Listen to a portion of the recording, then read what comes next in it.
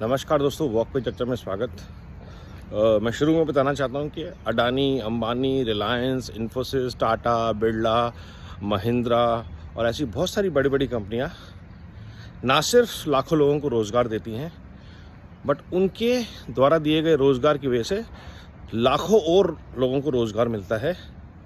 वो ऐसे ऐसे सामान बनाती हैं, जीपों से लेकर के पेट्रोकेमिकल से लेकर के एयरपोर्ट, स्टील, जो कि सारी दुनिया के काम आता है।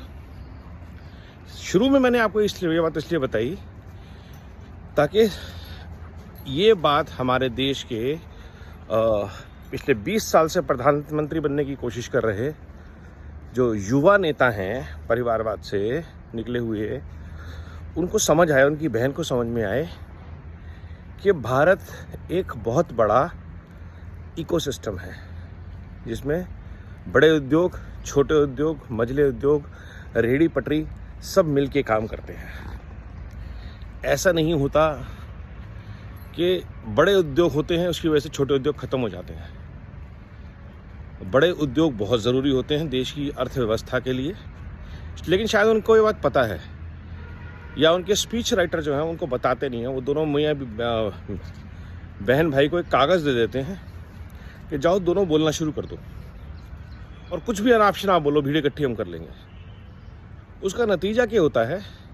वोट तो उनको वैसे भी नहीं मिलना, बट देश का बहुत ज़्यादा टाइम वेस्ट होता है ऐसे व्यर्थ के प्रलापों में, डिस्कशंस में, और लोग, हम जैसे लोग, उनको रिबटल देने में लग जाते हैं कि नहीं आप गलत बोल रहे हैं जी। बड़ी इंडस्ट्रीज की वजह से काम मिलता है लोगों को, प्रोडक्शन होती है। आज अगर देश की अर्थव्यवस्था ग्लोबल एक्सपोर्ट्स हैं तो वो TCS, इन्फोसिस, कॉग्निजेंट, विप्रो जैसी बड़ी बड़ी कंपनियों की वजह से हैं, जिसमें काम करने वाले लोग भी करोड़पति हैं। शायद राहुल गांधी को ये नहीं पता। आज जब टॉप 50 कंपनीज की शेयर होल्डिंग है वो लाखों भारतीयों के पास है, टॉप 100 कंपनीज की। म्यूचुअल फंड्स खरीदते हैं लोग जो उनके लिए सिक्योर एसेट बनते हैं कई सालों के दौरान।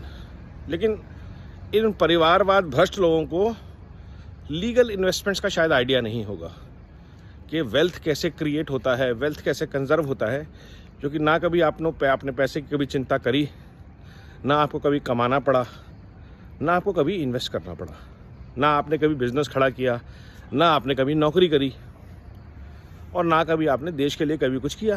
तो आपसे उम्मीद रखना कि आप रियलिटी को जानते होंगे भारत की, यही ट्रेजेडी है।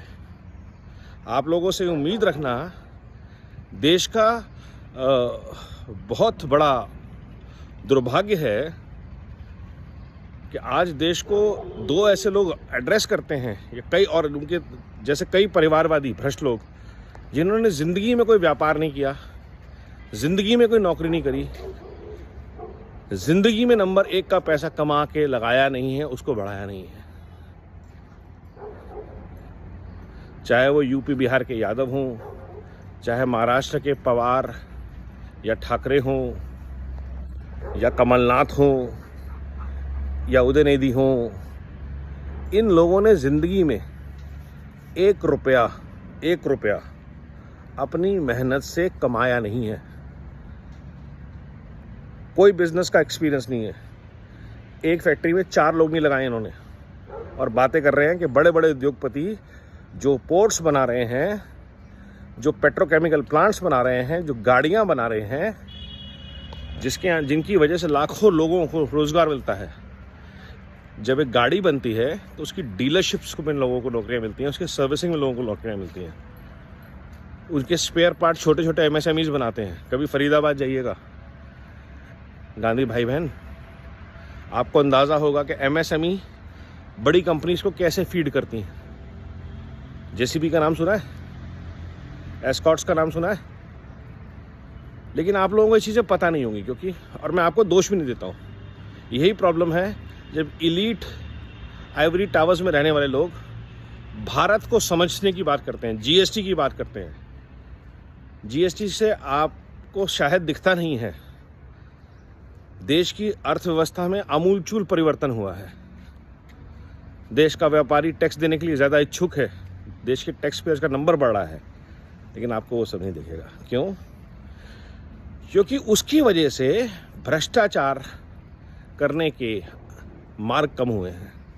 शेल कंपनीज बननी बंद हो गई, पुरानी शेल कंपनीज बंद हो गई, फेक कंपनीज के थ्रू बिलिंग करवा के पैसे घुमाने का चक्कर ख़त्म हो गया, और जिन लोगों ने लाखों करोड़ों रुपए कमाए हुए थे उनकी वो सारी संपत्तियां ध्वस्त हो गई, रातों रात राख हो गई, और जिनकी बची हैं उनकी सबकी बेनामी कुर्की चली रही है।